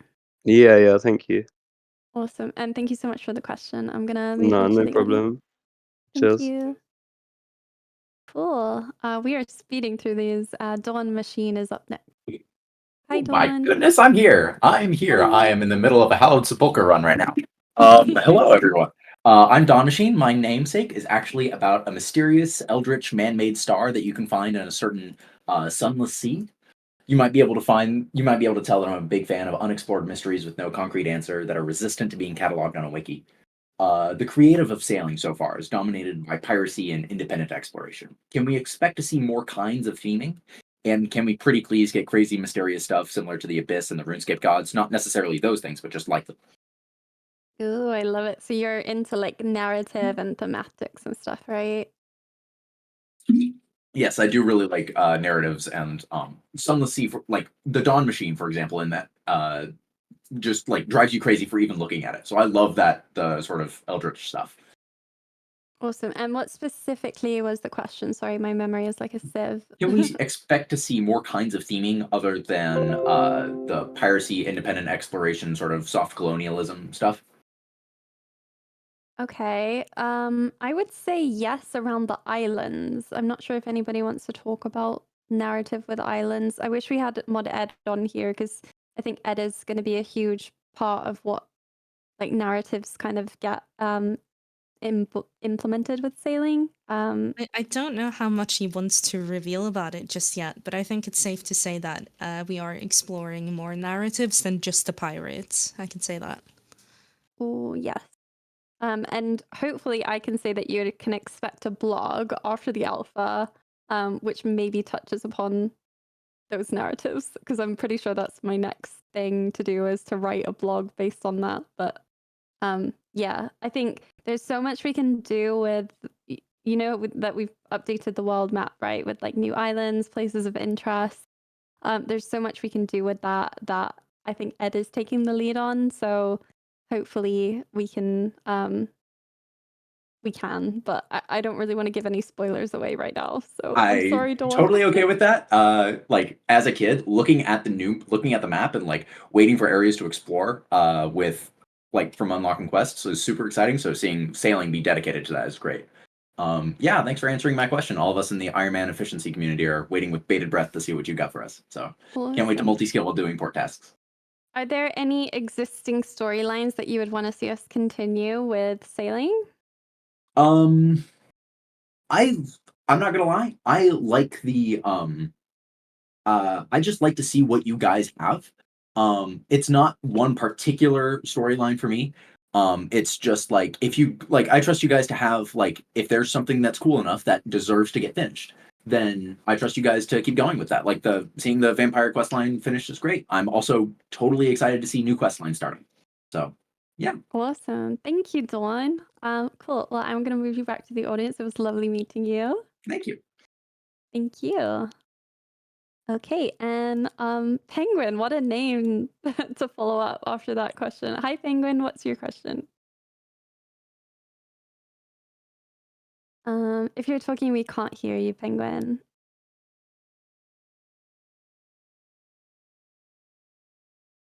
Oh, Penguin went AFK. He's Penguin. If Old you want, feet. Penguin, I can hold. Okay, cool. I'll remember you. I'll move you back to the audience, and then once you are ready, just let me know in the chat. Okay. All right. While we're waiting for Penguin, Sammy is up next. Holy macaroni! Hi, Sammy. Didn't actually think I would get on. You're here. Oh my Van Gogh! I suppose I will be here for the. Oh God, goodness! There's so many good questions to ask you, guys and gals. Don't be nervous. What's your question? Oh, I'm already nervous. My question is more aimed towards the group Ironman part. You guys mentioned earlier that you hadn't locked in how you wanted to do it with Ironman, that either they would have to build the thing on their ship or have the level for the ship upgrade to use it on another boat. Would there be an exception for group Ironman, since our whole idea is just we're playing together, and I know it's probably not worth it for me, but I want to help my friend rather than make them grind for making 1 million mahogany planks or something. In general, group Ironmen should behave like mains on boats with each other, as long as the boat is owned by someone who's in their group and stuff, and otherwise it's just going to be Ironman restrictions, right? I think that generally feels the most fair way to handle all that. That was actually my dream scenario. Could I sneak in a tiny, super small question? Sure. Was that will level 99 sailing unlock a ship boat in your house, like a race car boat but a ship? Like to display in your That's house? oddly specific. Do you want to I expand mean, on that? race cars are not within the time period of this game, I'm assuming. I mean, there is that tractor in Sidious. But what about boat beds? Oh, like a bed. A bed to sleep in that is a boat. Yes. That's a great idea. I can't say I'd thought about that, but that's interesting. Thank you for the suggestion. Like at least 3 or 4 JMods were supportive in the chat, so it sounds like that's a thing. Hell yeah. If we're ever looking for reward ideas, we will come to this Discord, I think. Honestly, you've lodged it in my brain now, because I was already talking to Art about my evil plan wins. I was talking to Art about cosmetics for Barracuda Trials, and we keep going back and forth on some of them, like how much of them are boat cosmetics, how much of them are player, there are other cosmetics, because obviously we won't imagine if it was just actually a reward from Marlin rank that's somewhere just you get a thing that allows you to make a boat bed. I mean, I would definitely do a even 1,000-hour grind for a boat bed. I am deadly serious here. I've been grinding post 99 for. Well, this seems very rigged. I now have a fox pet. That's very rigged. I literally just got a message from Mod Rai, an artist, said we're making a bed. Okay, there we go. Well, today is wonderful. I will make it worse by going back to my thesis work now. Thank you very much for your time. Thank you, Rats on the Sammy. fogs.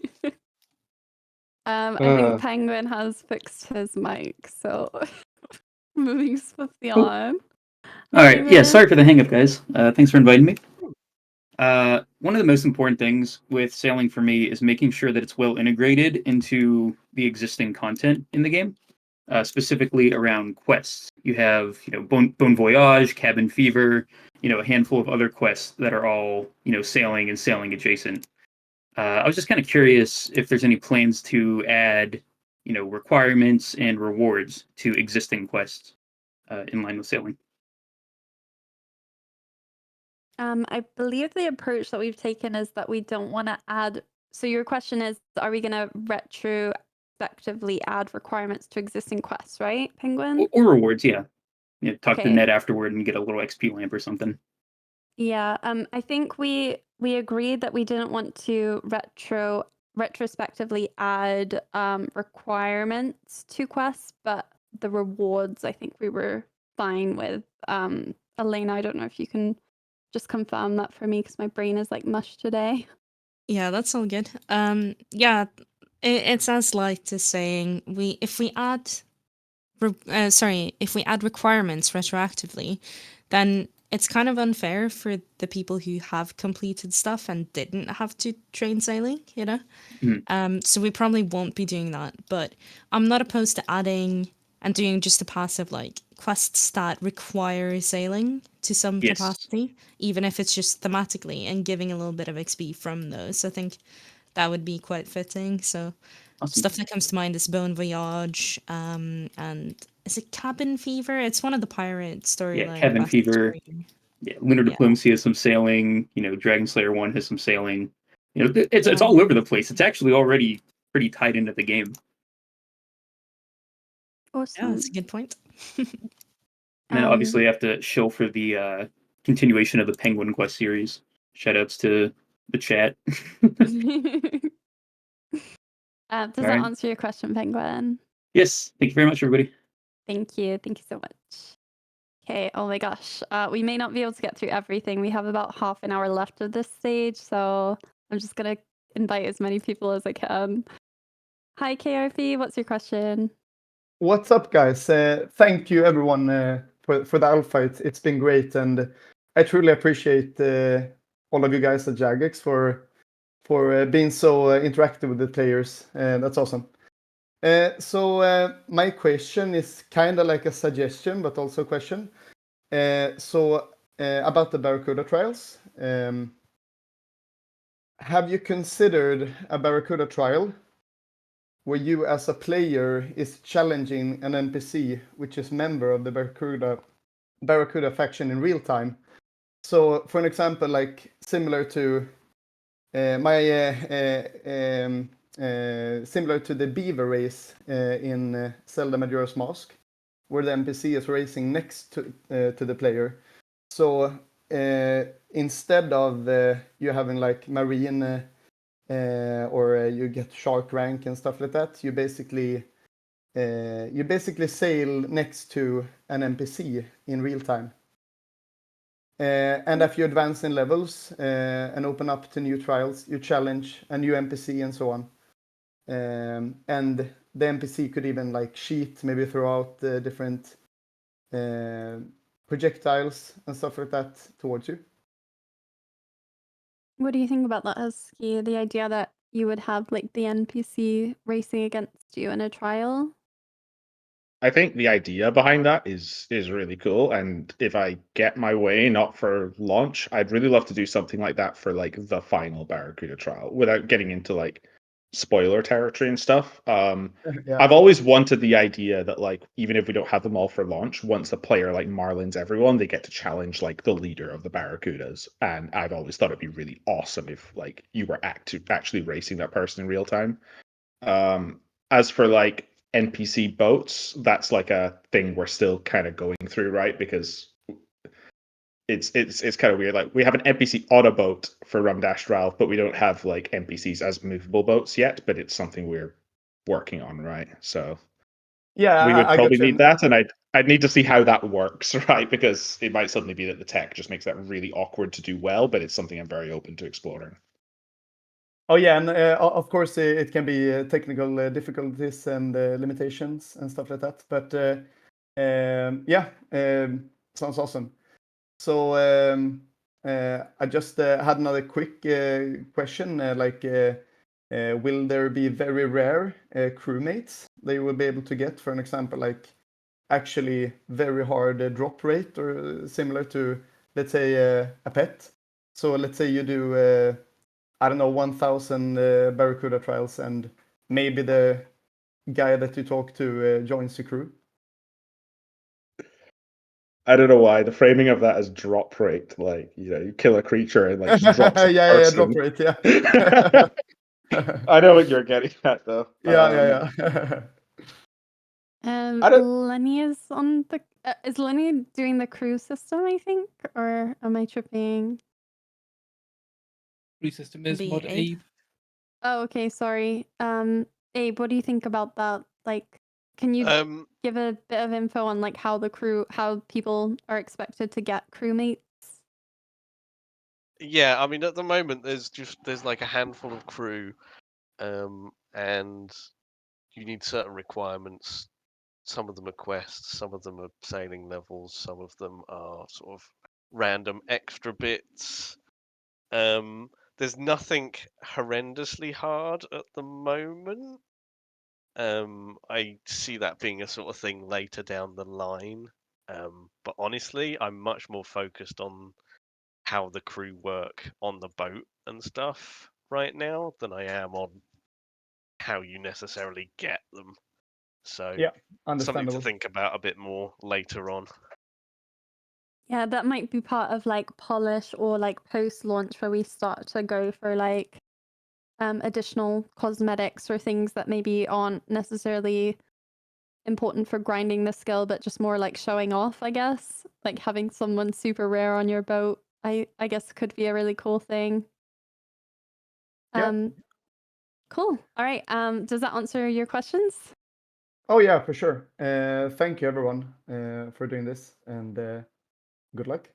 Thank you. Thank you so much. And thanks for trying the alpha. Right. I'm speeding through as many as we can. If we can, try to just keep it to one question because I'm going to try and get as many sorted as we can. Hello, Dekum. I hope I'm saying your name right. Yeah, it's my initials, so you can say it however. Yeah. So yeah, super loving the alpha. I did the Beverage CUDA trials in 447, so I really enjoyed that. Really good content. See. My question is, in terms of like lamps or like Tears of Gothics. I'm sorry if you've answered this question before, but like, yeah, when are we gonna be able to actually add XP into sailing, or is that going to be disabled for like a good while? It'll definitely be disabled on launch, but in terms of how long, I don't think we've agreed on it. It was brought up very early on, like during our skill refinement, that it could be an issue for people like just getting crazy amounts of XP, and that wouldn't feel fair. But does any of the panel here have a good idea on that question? It would definitely be a few months, I think, to keep it fair. Okay, I don't know cool. how long though. Does that sound about right to you? I mean, Or it's fair. It's fair, yeah. But yeah, no, it's really good. The first Barracuda trials reminds me of like playing Spyro back in the day. You know what I mean, with the little flying missions or whatever. So yeah, definitely experiencing more nostalgia in RuneScape. So yeah, great. awesome. Thank you so much for your question. Glad to hear it. For me, while deving it, it was more like Crash Team Racing, but I did play Spyro back in the day as well, and I definitely see the connection. Well, I'm inviting Wolf to speak. Hey there. Hey, quick question. Actually, I think I got two quick questions. Firstly, I'd like to start off with the player-owned homes and relevance to the sailing skill as well. Is there going to be any correlation as far as like being able to customize your ship or add things as far as like teleport options or anything like that? I have seen a lot of people ask for a teleport to boat spell. But I haven't really gone through suggestions with the dev team. What are your thoughts, guys? Yeah, I think we're fine like opening that gate to say at least to me, the benefits of sailing as transportation is all about like discovering something initially, and for key places that we expect you to keep coming back to, we'll probably just give you some sort of teleport, whether that is a new item or we put it in the POH. We haven't really decided. We also need to figure out like what should that frequency be, I guess, like which places should you be allowed to teleport to and which places do we still expect you to use a boat to get to. That still needs deciding, but there's at least like a few places where there will definitely be teleports. Okay, awesome. And the next question is, as far as leagues go, is sailing going to be like a big priority for the next leagues, or is it going to be integrated equally as everything else, or is it going to be based off of sailing? I wouldn't say we've locked in like exactly what the next league is going to be, and if we had, we probably wouldn't share that with players. But I will just say that like I've already been involved in some discussions. Just generally, people agreeing that the next league will have to figure out what the hell it does with sailing, right? Because it can't ignore it.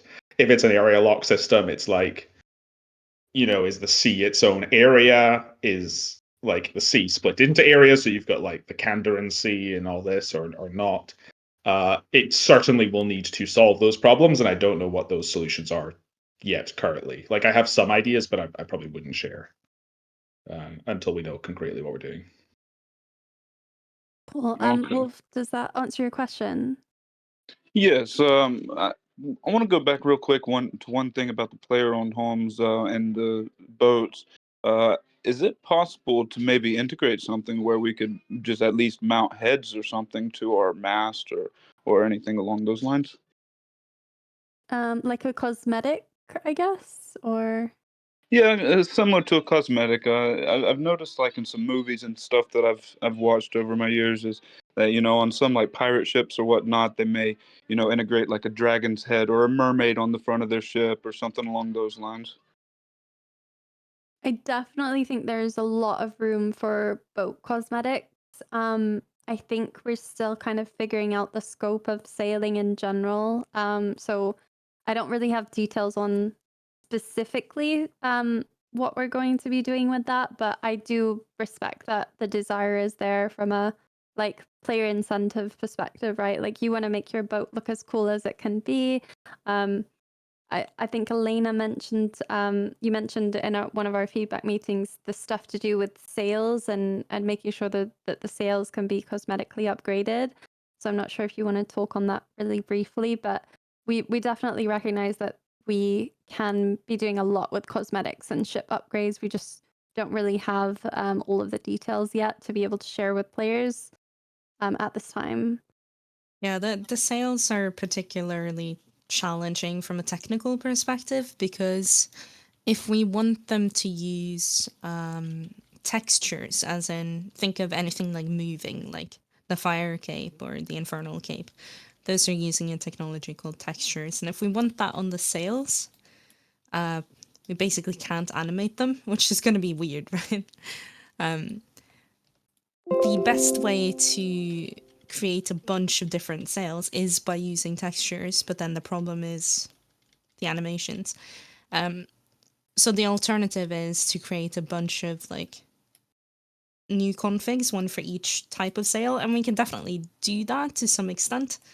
But there are limitations as to like how different they can be, I suppose, and how many we have time to make as well. So short answer is I would love to see more cosmetics on the boats. The sails seems like a prime spot, as in when I compare it to the player, I would say that the sails is basically the cape slot, right? Like it's that big sort of obvious area to show off your achievements.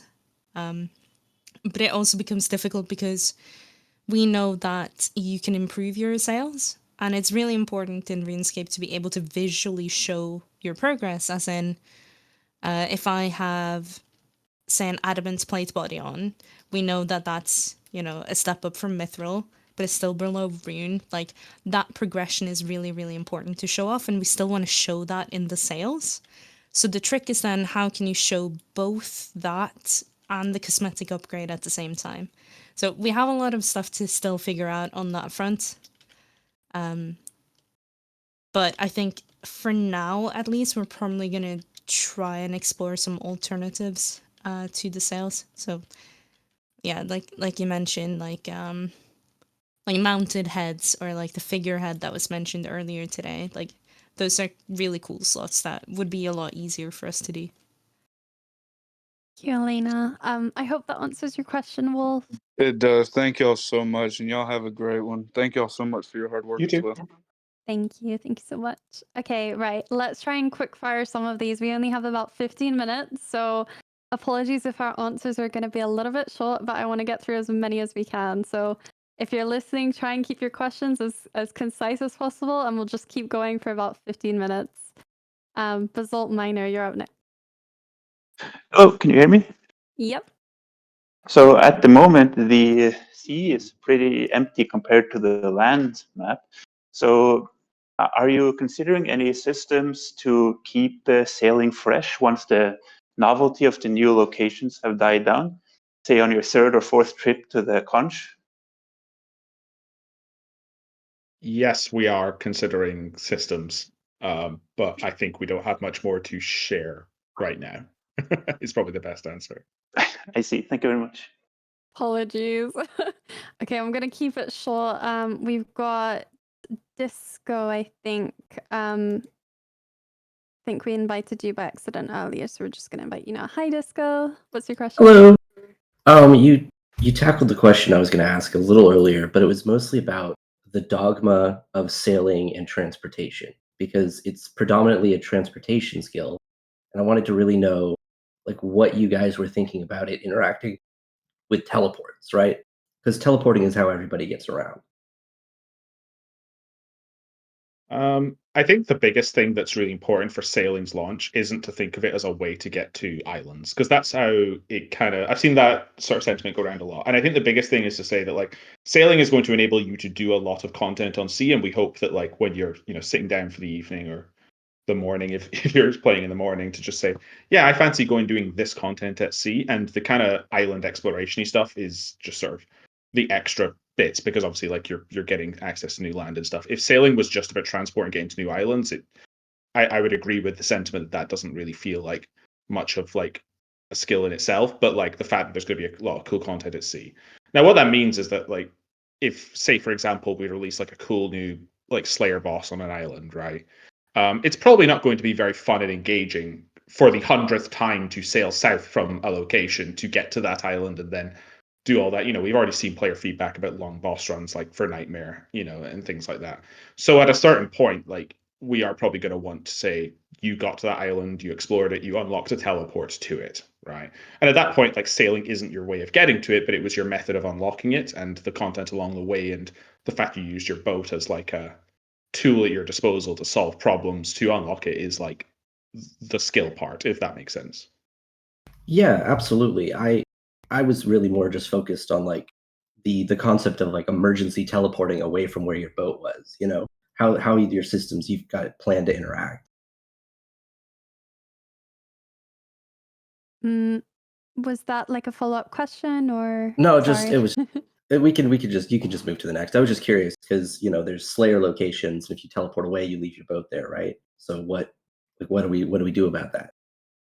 Um, Basically, like the way to think about that is that we want basically to have two types of spell that we're going to have. One would be teleport to your boat, and another one would be teleport my boat to me. And then obviously there's the shipwright retrieval service that if your boat was stuck somewhere and you had already left it there, you'd be able to bring it back. So I can imagine that like high level mage. Players with high level mage will be able to like set up like boats in a couple places to get to islands they want, um, that kind of thing. I think like those are just like ideas we have right now. We have jobs in for them, but obviously like those are constantly under review as far as like how that impacts certain metas of activities. I think the big one is if you teleport your boat to a dock, it's going to like basically wipe your cargo hold, right? Because we can't have people choosing port tasks just teleporting their boat to the port that their destination at, because then you're not sailing there, right? Cool. Thanks for your time. Thank you, Disco. Okay, the next person is Solo Legends. Hi, Solo. What's your question? Hello. I was asking if there's any more plans for a more aggressive region loading and potentially a rendering for a fog on the edge of regions, sort of like how the RuneLight GPU plugin allows, but in the official client, so that the environment around you while you're sailing feels less like, oh, I'm 10 tiles away from the black abyss, and more, I'm sailing towards a horizon. Yeah, I guess I can take this one. There's not going to be anything like that in place for launch. We have the you'll have seen the HD update that we're doing for the official client. That is kind of like the start of like a whole host of rendering improvements, and things like improved load times, improved draw distance, beyond what we're currently offering, are definitely on the table. In the meantime, we're working very closely with RuneLite to make sure that the sailing experience is good, because they do offer a really good experience with regards of rendering and load times and things like that. So I guess the answer is, as far as the official client goes, not for sailing launch. Definitely, as we go into the future, that client will be getting more and more upgrades to it. Excellent. Thank you very much for your time. Thank you so much, Solo. The next person I'm inviting is Coltrane. Hi. Hello. I have two rather quick ones. Largely regarding older content. Will we be able to expect to see clue steps at sea, like not quite digging them up because you're beyond the ocean? And will we be seeing ways that we can get other sea-themed fish? For example, maybe being able to directly fish for oysters, for bolts, or getting sea turtles in an alternate way than just temporos or fishing trawler. Um, I have a limited answer to that. So I do know that you can get clue scrolls from shipwreck salvaging. Is that correct, Husky? Yep. I think. Um, but I'm not too sure in terms of the extent of how those clue scrolls are going to integrate with like sailing, for example, like what steps are going to be sailing specific only. If anybody on the panel knows, please speak now. We would likely introduce new clue steps as part of sailing, and I wouldn't say they'd be sailing specific clues. I think if we ever did like a sailing specific clue system, it would probably be its own like contained new type of clue system, and that would be something that players would have to vote on and stuff, and see if they wanted that added. So I would say there Yeah, aren't any plans for that currently, but we've talked about them quite a bit. one thing that's really nice with like how clues currently exist is most of them have quite a quick way to get to them. I feel as soon as you're asking the player to get on a boat and sail out into the middle of the sea, like now you've made like one of the longest clue scrolls.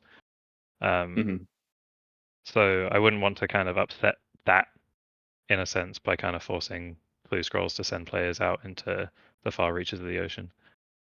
I think that's where the clue scrolls that we add would, if we added any on launch, would need to be sort of destinations that we're expecting a player to be able to teleport to eventually, right? Like as part of once they get further into the skill, Because I think it's always fine when a clue set's like, oh, you should go get like your skill up to this level, and then once you do, you do a quest and stuff, and now you have a teleport to near the clue step, and I think that's like fun player progression.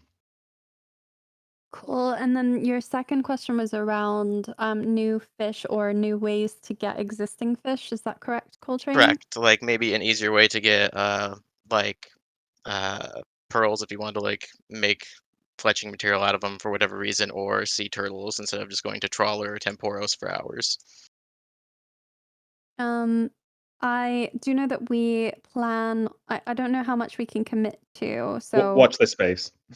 yeah, watch this space. Basically, there was in refinement. We talked about like a bunch of what we call secondary training methods. And one of those secondary training methods, by the way, a secondary training method is a training method that involves sailing plus an existing skill. So one of those, for example, was called deep sea trawling, where you would be training sailing and fishing. So I think, yeah, watch this space. I'm hoping to include more information about this. Should it be something that we progress with very soon? All right. Well, thank you guys for your time. Tried to keep it quick. Thank you. Thank you, Coltrane. Okay, we only have about 7 minutes, so we'll probably be able to get one or two more questions in. Hi, Jin. What's your question? Hey there. So first of all, thank you so much for your work on everything. I think you guys are the best game development team that anybody could ask for, so appreciate that. But my question was, when I was doing the beta, I realized that there was a lot of downtime. At least for me, I'm the type of person who likes to do like agility while they're fletching and things like that. So in terms of, I like the gust of wind mechanic. So, do you think there will be other mechanics that will kind of gamify sailing a little bit more on the base movement, like just going to and fro and things like that? There I are a think couple of we things that we're looking into for making the journey a bit more interesting. I don't want to delve too much into it because I'm sure we'll share more on it a bit later. But yeah, there are things in the works for just generally making sailing from A to B a bit more interesting, more stuff happening. Because I think having like a being able to just have the ship on cruise, is kind of valid, or just the normal base movement. But I was thinking along like the Giants Foundry kind of like or Mastering Mixology, where you click at just the right time and something happens that either makes the journey faster or gives you a little XP or something like that, just so it's a little less dead time, but it gives player that option. You know what I mean? If they just want to cruise, or if they'd rather spend their time a little more actively. Cool. Yeah, it's definitely a good idea. Yeah, I think that's something that I've seen from some of the playtests that we ran, or like closed playtesting before the alpha. So all I can say is like watch this space. Hopefully in the future vlogs and videos we can show you that we've taken that on board. But for right now, it's sort of like a mysterious watch the space answer to that question, Jen. I'm sorry. That's okay. Well, thank you Cool. so much for your time. Thank I will say you. we have Oh. had feedback to include rapids across the sea as well, generally outside of Barracuda trials. We're not sure to what capacity, but those could be cool things to keep an eye out for beyond just like set a straight line trim every 30 seconds, right? Yeah. Cool. All right. I think we have time for one more question. So I'm really sorry to people who didn't get their questions answered today, but remember that we will be checking the Discord periodically. You can use the Ask Us About Sailing area, and we will try our best to get to as many as we can. Jake. Hi, Jake. Hi, hello. Yeah, I just have a bit of a techie sort of question. One thing I noticed when sailing is when you board the boat, your camera is like anchored to the boat rather than the player. So when you want to move and walk around your boat, there's kind of like two tile systems going on, and it's kind of awkward to figure out where you're actually walking around on the boat. So I was wondering if you guys had any thoughts about that, or what the decision kind of was behind just anchoring the camera to the boat at all times. I can speak to the camera a bit. It's kind of a little bit of legacy from quite earlier on in development, and we can actually make the camera now attached to your player while they're on the boat. I expect by the time we get to launch, it will do that by default. So when you get on the helm at the back, the camera can just kind of transition over to the middle of the boat. When you get off the Yeah, helm, that's cool. transition back to your camera. It kind of makes it more obvious as well, like whether or not you're currently navigating or not. Yeah, I like that. That's cool. Yeah, as for like understanding kind of what tiles you're on your boat does have its own grid. Maybe we can do something with the environment to make it more obvious, or things like the mouse over tile highlights that RuneLight and the official client Yeah. offer can work a bit better on those. Yeah, I was wondering actually, yeah, because on RuneLight at least I couldn't exactly figure out what tile I was on, but I was assuming that was because it was in beta. But Yeah, no, that hopefully makes that'll sense. all improve by the time we get to launch. But yeah. Lovely. That sounds good. Thank you. Awesome. Thank you, Jake, for your question. Thanks, And guys. that kind of wraps us up. I'm seeing a lot of people asking whether this podcast is being recorded. I am recording it on OBS, but I can't promise that it will be uploaded until I review like the sound quality and stuff, because yeah, there might be times where I'm typing but you hear it on the recording back, and I forgot to mute myself in OBS while I'm in the stage, but I will try my best to get that uploaded for you. And yeah, just thank you so much. Panel, thank you as well. The JMod's here today. Did you want to say anything before we close off and leave? Thank you all for coming, and like for the really good questions as well. Like they've genuinely been so good. Cool. Anybody else from the panel want to say your goodbyes to this wonderful crowd of players? thanks for trying the alpha if you did. I know it's a technically efficiency waste, right? Especially if you used your XP waste, bad efficiency if you're using your main account, but the feedback's been very appreciated, and we've got a lot of things noted down for improvements to the skill, and that's because of you guys. You're part of history. Absolutely. Making the first ever skill. Well done. Yay. Pat yourselves on the back, everyone. Yeah, if you did enjoy this modcast, please do send us your feedback. Send us it regardless, like even if you hated it, I'm sure, so that we can improve. But it really helps because it helps me to get more of these and justify, the dev time on it. So please do let us know if you enjoyed it. We will be taking on board all of the feedback from the alpha. So make sure you play it, make sure that you fill out the survey, and we'll be collating all of your feedback and reviewing it for our next blog. So yeah, stay tuned.